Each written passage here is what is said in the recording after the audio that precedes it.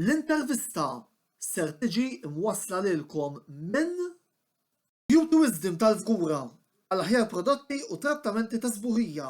Noffru wkoll servizzi ta' aromaterapija holistika. Lily's Health and Beauty għall aqwa prodotti ta' nutrizzjoni, make-up u aċċessorji. Żuru l-paġna ta' Lily's Health and Beauty fuq Facebook għal iżjed informazzjoni.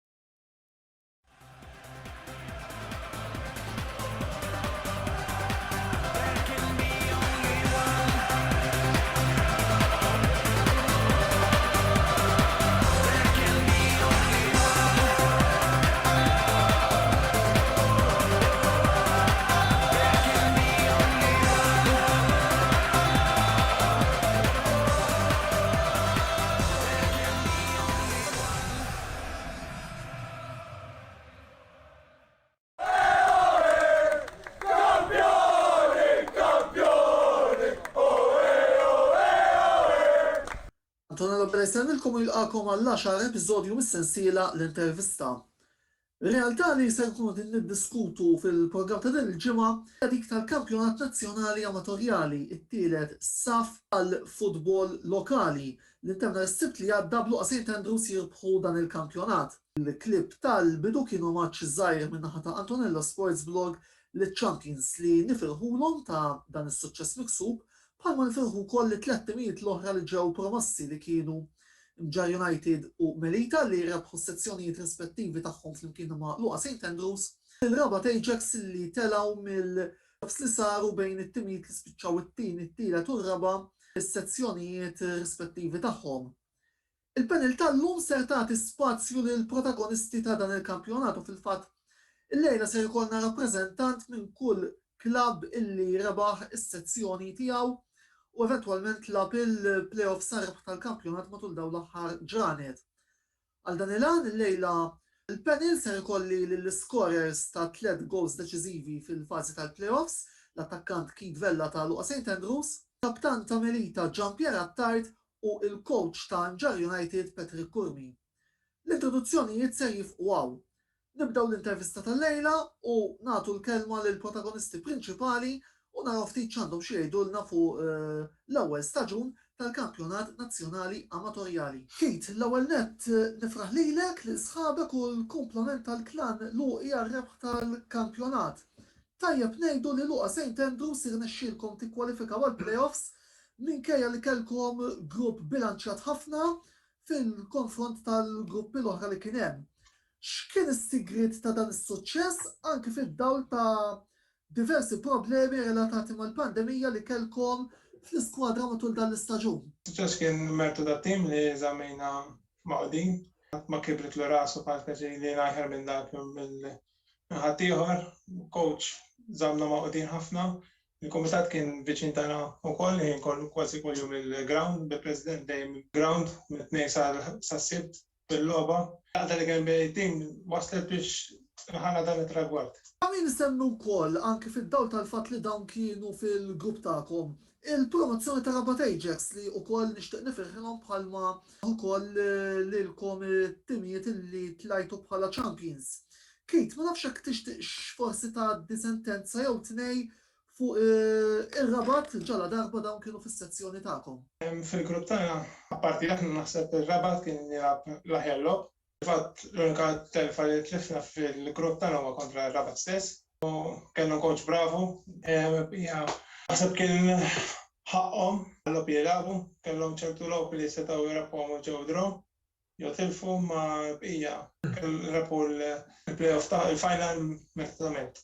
Jean-Pierre, Melita ksibtu riżultat mill-aktar sodisfaċenti meta ksibtu punti massimi fl-ewwel fażi u rbaħtu 12 logħba li labtu f'sezzjoni C. Xtaqt nieħu l-ewwel kummenti tiegħek fuq din il-mixja storika li għamiltu matul din il-fażi tal-kampjonat. Grazzi Antonello. L-ewwel nett nirringrazzja lilek tal-istedina wkoll nawgura lill-tim tal-luqa tal-rep tal-kampjonat nhar is-Sibt li għadda u wkoll nifraħ mat-tim tal-Imġar u kif ukoll tar-Rabat tal-li telgħu magħna. Għalkemm li kienet tidher faċli l-grupp tagħna tal-li rbaħna kull logħba, dejjem kien hemm logħob qiebes, sta ngħid li ġejna bil-liga għax kien hemm ħafna logħob fejn aħħar minuta kellna biex nġibu r-rep. Ukoll kien hemm ħafna ostakli ħabba il-pandemija għax għal ħafna tul ta' żmien tal-istaġun tlifna ċertu players tal-starting 11 minkejja li kienu barra mill-iskwadra xorta kellna skwadra kbira u b'saħħitha minnhom kienu players tal-minors żgħażagħ tagħna li kellhom jitilgħu mal-kbar u jilagħbu minn flokhom u xorta ġibna riżultati pożittivi. Ovvjament li baħ kull logħba biex tikseb il-promozzjoni u minn hekk naħseb tagħmilha bil-players tagħkom stess ħafna minnhom kienu telgħu minn nursery tagħna. Naħseb xi ħaġa speċjali. Patrick, bħalma ġara l-Melita anki intom fuq il-karta jidher li kellkom triq faċli għall-promozzjoni fejn irbaħtu sezzjoni b'mod komdu ħafna. Kelli ngħidlek li r-rebħa kontra Zurriq fis-sitt ġurnata kienet fundamentali waslu il-messaġġ li sezzjoni kienet ser tkun tagħkom. Sal biex taqbel ma dan l-statement li għadni kemm għamilt? L-ewwel ħaġa Antonello, nsellimlek u ninaqat ma' Gianpierre u Keith fejn inauguralhom is-suċċess tal-promozzjoni kif ukoll bħal tagħna u anke saħansitra lir-Rabat li rnexxilhom jagħmluha mill-playoff. Kien kampjonat interessanti, kien kampjonat qiebes, ma jiena sivera il-grupp ta' fejn kien hemm luqa kien jidher l-iktar diffiċli u l-iktar kumbattut fil-kampjonat u fit-tieni round emerġew ukoll it-tim ta' Marsa Scala li ta' sessjoni u lob tajjeb ħafna lill-kumplament tal-isfidanti. Jien nemmen li konsistenza kienet l-arma primarja tagħna. Bdejna nerbħu logħba wara logħba b'riżultati wkoll sodisfaċenti, però nażżarda naqbel miegħek li l-logħba maż-Zurriq kienet kruċjali ħafna. Sa dak il-mument fejn kien kważi wasalna lejn tmiem l-ewwel round, iż-Zurriq kienu kważi ras imbras magħna. Kienet logħba diffiċli ħafna, labnija l-ground ta' San Pawl il-Baħar ġo mal-tempata kbira dikinhar. Kienet logħba maqsuma, seta' tmarret both ways. Irnexxinna nerbħuha bi free kick maġisterjali ta' Ron. Il-pija mbagħad minn hemmhekk aħna bqajna bil-konsistenza tagħna u wara dik il-logħba Zurriq anke fallew il-logħba ta' wara fallew ġiex punt importanti mal-Gargur. Naħseb hemmhekk bdejna nibbildjaw punt wara punt fuqhom. Issa li għadda staġun minn mindu tnieda dan il-proġett xtaqt nieħu naqra wkoll xi ftit opinjonijiet min-naħa tagħkom fuq il-kampjonat u diversi argumenti relatati. Gianpierre, ħanibda bik. Sodisfat bil-format ta' il-kampjonat nazzjonali amatorjali ta' din is-sena, rajt xi differenza fil-livell bejn it-timijiet li s-sena li għaddiet kienu jiffurmaw parti mit-tieni u t-tielet diviżjoni għal dawk li sena kienu nistgħu ngħidu hekk maqudin f'kampjonat wieħed. Net għal volja naħseb kampjonat ta' suċċess, ġifieri kienet magħmula tajba, jiena kompletament kontra del-format. Jiena ma naqbilx li jkollok lig ta' 7 timijiet biss li tintlab ġiex rounds biss. Alright, kien hemm il-problemi tal-pandemija, ma jiena li jkollok kampjonat ta' 12 logħba biss fej fil-Challenger League ta' 13 logħba u dik l-ewwel round biss. Jiena naħseb li aħna morna minn taħt ġifieri bħala it-timijiet tal-Amateur League. Taħt ovvjament kieku kellna nilagħbu kontra timijiet fi staġun sieħ, pereżempju kieku kellek taqsam l-ewwel 4 jew 3 timijiet u tagħmel liga lihom. Jiena naħseb kien ikollna lig ħafna isbaħ bħalma kien is-sena oħra. Is-second division kien ħafna, kien kompetittiv u naħseb l-ewwel 3-4 timijiet tal-Amateur League ta' kull section kienu tajbin. Għala volja xorta naħseb li l-aħjar timijiet telgħu. Naħseb kull leagues kienu tat-third kif kienu qabel. Naħseb kien ikollna daqsxejn ta' riżultati differenti u naħseb mhux kulħadd kien jitlaq. Għala volja sena oħra hija 3 timijiet li kien hemm pereżempju aħna l-Imġar u r-Rabat li ġejna r-raba' 5 u 6 post kollha tlajna. Jiġifieri naħseb xorta irnexxielna battajt, jiġifieri we adapted u irnexxielna niksbu l-promozzjoni, imma jiena naħseb xorta baqa' għala volja kien hemm timiet ta' third division bħal li stajt nara bħal imsida Marsa Skala li kienu vera tajbin dis-sena remaw ftit anke l-imtarfa, imma id-differenza għadha hemm bejn it-timiet ta' fuq ta' second u t-timiet t'isfel ta' third, jiġifieri naħseb ħafna logħob għandx kien daqshekk kompetittiv. Sew fid-dawl tal-Jean-Pierre u sew ukoll forsi għandek xi idea oħra inti. X'titjib jista' jkun hemm biex dan il-kampjonat isir wieħed iżjed interessanti fil-fema tiegħek? Naqbel ma' Jean-Pierre affarijiet, però nista' ngħid mill-grupp tagħna li aħna ħafna timiet ta' damparna. Kien hemm l-imsida, Rabat, l-imtarfa, s-siġġu jagħmlu round tajjeb imbagħad insom naqsu daqsxejn. Jiġifieri l-unika tim li tista' tgħid hemm ċans kbir li terbaħ huwa l-Imdina għalkemm aħna tlifna 4 punti kontrihom. Jiġifieri xorta ma tistax tgħid li inżel kontra tim ta' terbaħ, jiġifieri. Però kif qal Jean-Pierre naħseb kieku t-timijiet l-ewwel erba' ta' kull grupp jingħaqdu flik għalihom wara round u mbagħad jilagħbu innaf ġiex rounds oħra bejniethom, naħseb kien ikun iktar li kompetittiv, jitilgħu l-aħjar tlieta li ħadu sehem fil-lig.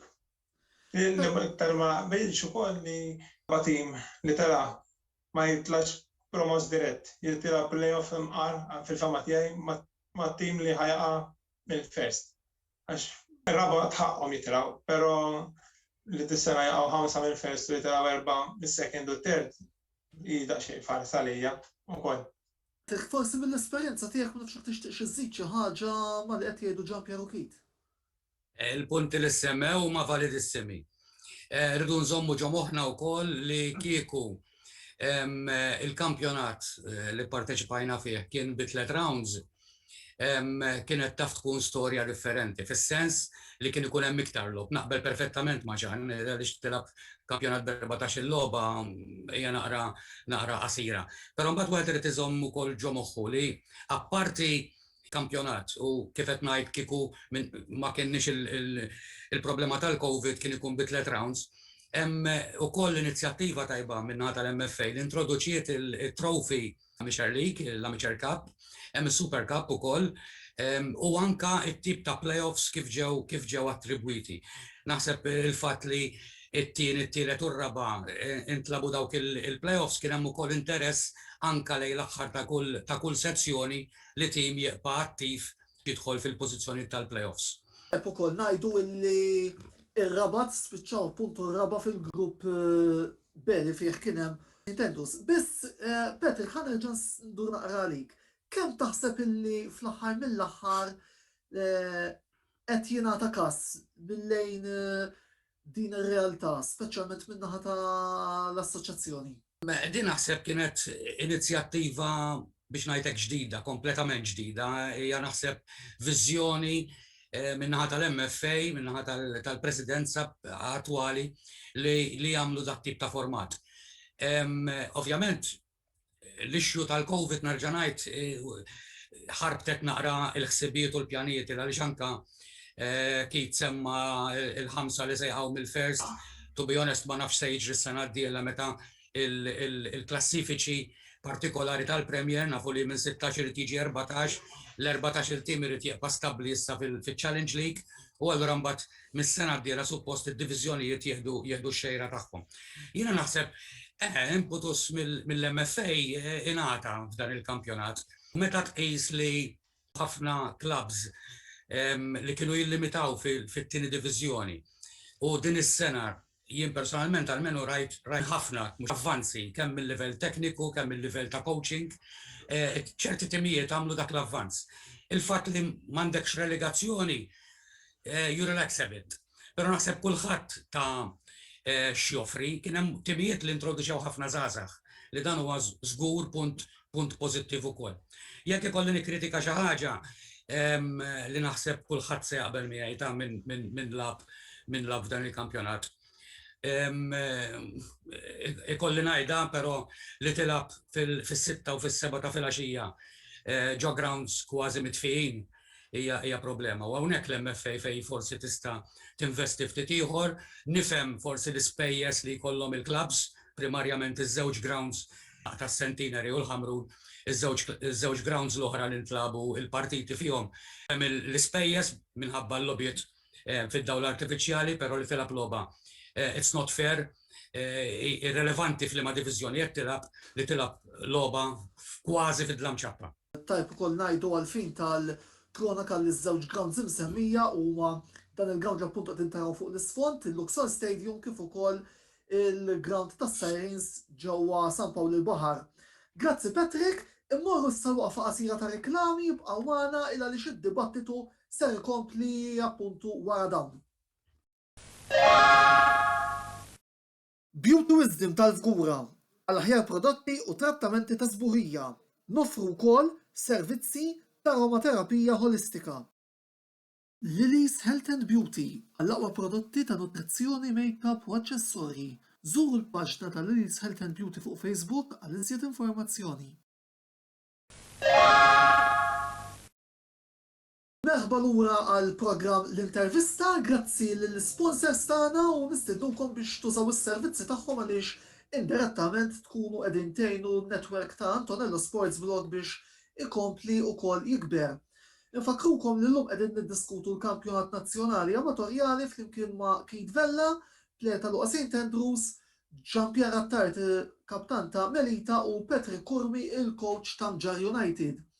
U qabel ma nkomplu d-diskussjoni xtaqt ukoll nibgħat l-awguri tiegħi lil Kate għaliex naf li din il-ġimgħa għala żmienu, kif ukoll awguri il-Patrick illi matul dawn l-aħħar ġranet laħaq il-500 logħba bħala coach fil-diviżjonijiet kollha tal-futbol lokali. Fil-fatt ukoll għandi aneddotu li nixtieq naqsam ma' Patrick jiena wkoll għamilt xi ftit żmien naħdem miegħu meta kont fil-Kumitat ta' Birżebbuġa lura u Patrick kien ukoll il-coach lura lejn l-istaġun 2012-2013 kienu naħseb żminijiet sbieħ Patrick fejn ukoll lan li kellna bżonn nilħuq dakinhar irnexxielna nilħuh. Ekku. Nieħu wkoll okkażjoni biex insellem lit-tim u l-Kumitat ta' Birżebbuġa St. Peters illi magħhom kont għamilt 4 snin ukoll qabel ma bdejt dina l-avventura. Biss ejja ħalli niġu lura għall-programm tal-lejla. Kate, issa se nitkellmu naqra fuqek għaliex inti kont naħseb il-protagonista prinċipali fil-fażi tal-playoffs meta skurjajt xejn inqas minn 3 goals fiż-żewġ logħbiet li labt kontra Mġar u Melita. Xtaqt nuħu xi ftit kummenti minn għandek dwar is-sodisfazzjoni li tiskurja goals deċiżivi li waslu l-Luqa St. Andrews biex jirbħu l-kampjonat kif ukoll il-mertu li wara kollox għandhom sħabek biex jenuk konverti l-sforzi tagħhom f'dawn il-goals deċiżivi.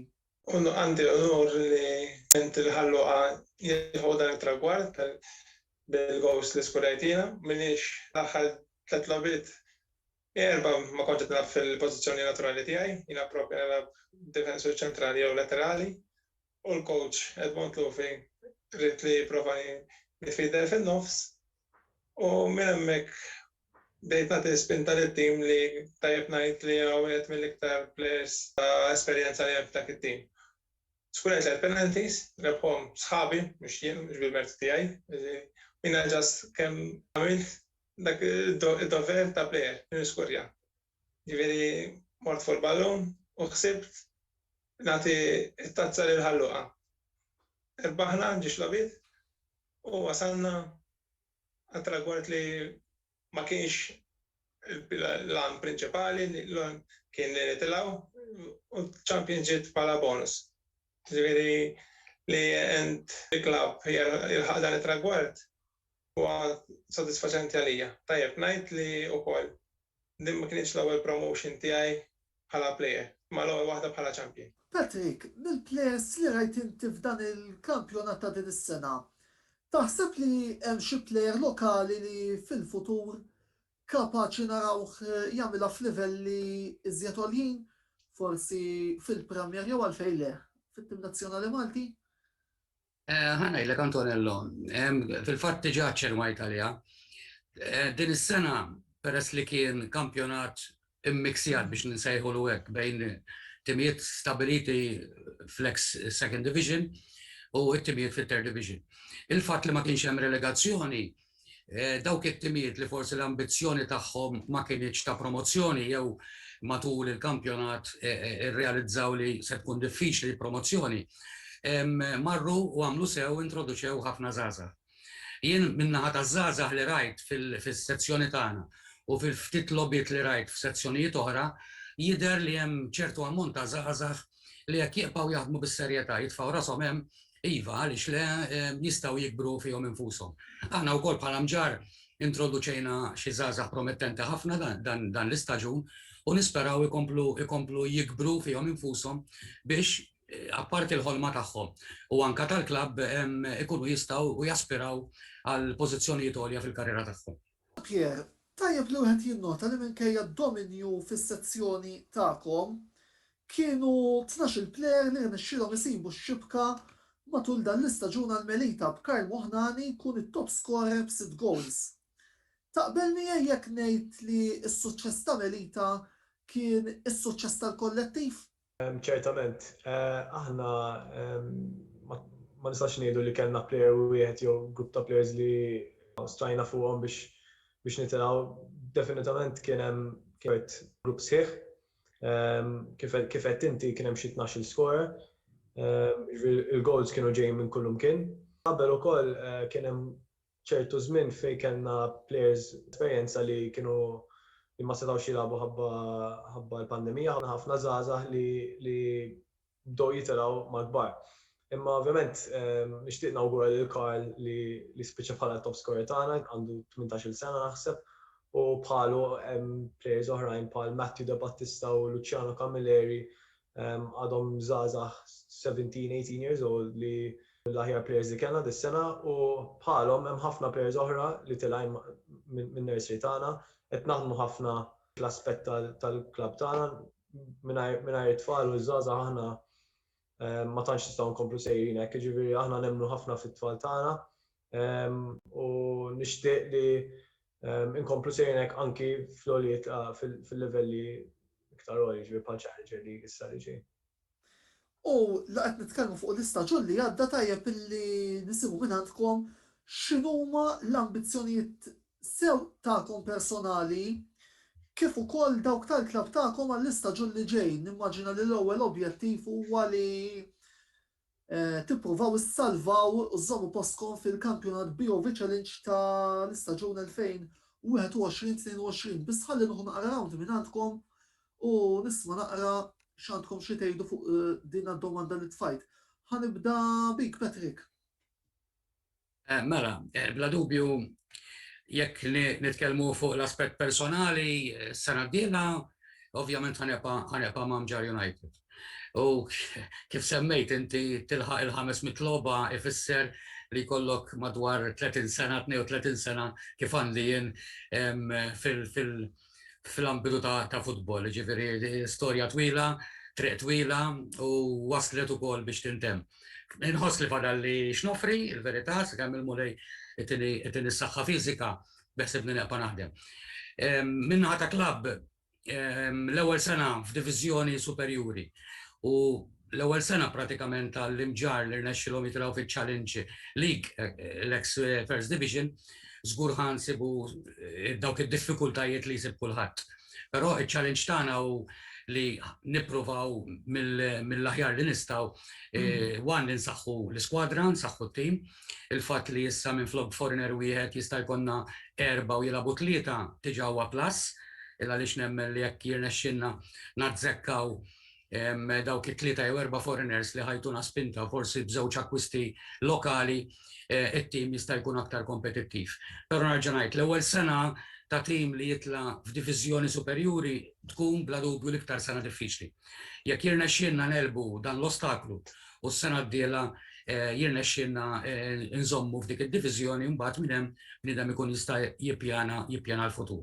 Però diġà bdejna naħdmu, issa kif taf il-kampjonat waqaf, però diġà bdejna naħdmu nidentifikaw ċerti pożizzjonijiet li nemmnu li nistgħu nsaħħu l-iskwadra biex meta Alla jrid narġgħu nibdew il-kampjonat is-sena d-dieħla nkunu aħjar u aktar b'saħħitna. Ovvjament tkun kompletament differenti, naħseb is-sena d-dieħla jkun hemm 16-il tim fil-Challenger League, jiġifieri ħajkonna xi 30 logħba. Ovvjament l-iskwadra ili hemm l-esperjenza u hemm nuqqas ta' esperjenza, ġifieri imma xorta nemmen li bħala bażi diġà għandna xi ħaġa, ġifieri biex inkunu nistgħu nkunu kompetittivi f'livell superjuri, imma xorta kif qal Patrick naħseb għandna bżonn xi ftit akkwisti biex inkunu iktar kompetittivi. Ovvjament ma rridux inkunu mal-aħħar erba' meta tintemm l-istaġun, jiġifieri jiena naħseb li jistħoqilha li l-Melita tkun tal-first team ta' Challenger League, jiġifieri tim kompetittiv. Jien għamilt ħafna snin issa nilgħab il-first, jiġifieri naf il-livell u jiena naħseb li għandna biżżejjed insa u players tajbin u players tilajn mill-minors li biex għandna staġun tajb ħafna u kompetittiv. Jiġifieri nistgħu nagħtu logħba l kulħadd ovvjament. Naqbel ma' Coach Patrick li tim għadu tira fil-Challenge League l-ewwel tisib saqaħ fid-division li ma taqax dak it-tragward li tipprova jilħaq il-klabb, jiġifieri prova salva kemm jista' jkun malaj. Challenge League huwa diviżjoni pjuttost itqal mill-Premier, naħseb jiena, ma x'kulħadd jibqa' ġo xulxin. Kull ewwel titlef logħba jaftaq għal ħames, jiġifieri għal livell il-Challenge League huwa ħafna ogħla mill-lig li għandna kemm labna bħalissa. Minn ħati għajin fadal li logħba oħra maħalluqa, fadal li nilagħbu Super Cup kontra l-imsida jew Żurriq. Wara dik il-logħba ma nafx, niġi player free release, jiġifieri nistgħu nitkellmu mal-kumitat u naraw jekk neħqux ftehim jekk irdunix nibqa' jew le.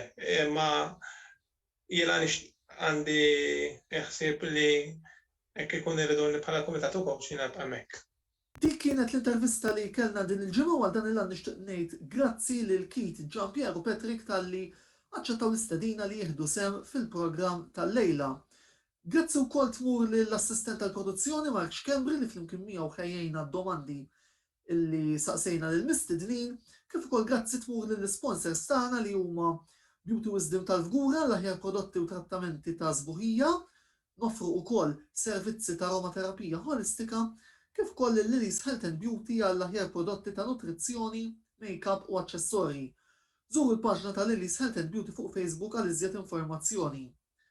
Il-programm l-intervista tal-ġimgħa d-dieħla ser jerġa' jixxandar bħallum ġimgħa l-erba' fit-8 u dan ser ikun l-ewwel minn żewġ programmi li ser jitratta il-Kampjonat Dinji tal-Formula 1 li se jibda nhar il-ħadd 28 ta' Marzu ġewwa l-Baħrejn.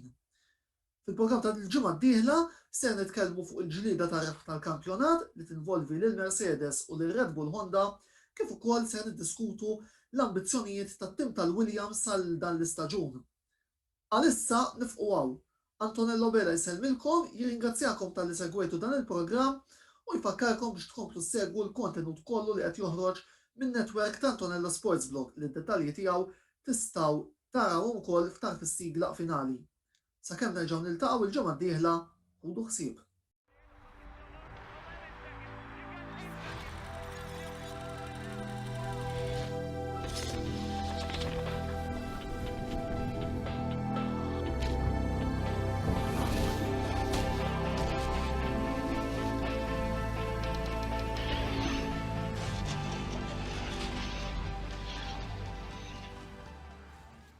L-intervista ġiet imwassla lilkom minn Beauty Wisdom tal-Fgura għall-aħjar prodotti u trattamenti ta' sbuħija. Noffru wkoll servizzi ta' aromaterapija holistika. Lily's Health and Beauty għall-aqwa prodotti ta' nutrizzjoni, make-up u aċċessorji. Żuru l-paġna ta' Lily's Health and Beauty fuq Facebook għal iżjed informazzjoni.